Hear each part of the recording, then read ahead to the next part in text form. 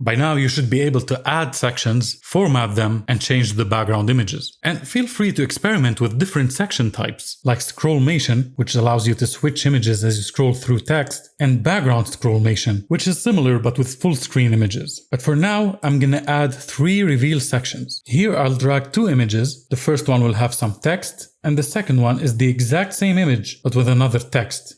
And so the transition will be set to none. The next reveal section will have 4 images. The first one will have some text, and then no transition to the second image, so it'll just appear without any effects and without any text, then will fade into the next image with some text on the left. And then no transition to the exact same image, but with another text on the right. The next reveal section will have 2 images, each one with a different text and with a fade transition. And remember, all of these images have mobile versions as well.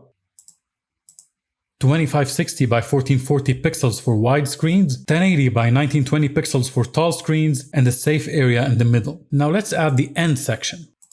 We'll add a new section, and this time we'll choose text. Delete all the text and type in "the end" in all caps. Align it to the center and make it H2 Roboto slab at 250%. You can also drag the column edges to make it wider. Let's add 2 spacers, one on top and another one at the bottom. To do that, hover the cursor over the text and choose Insert Spacer from the top menu, and the same thing in the bottom menu. You can now resize the spacers. Let's make both of them 50%. And finally, let's go to the section options, set a custom color, make the text white and the background green. In the next video, we're gonna add a resources section with some buttons and thumbnails.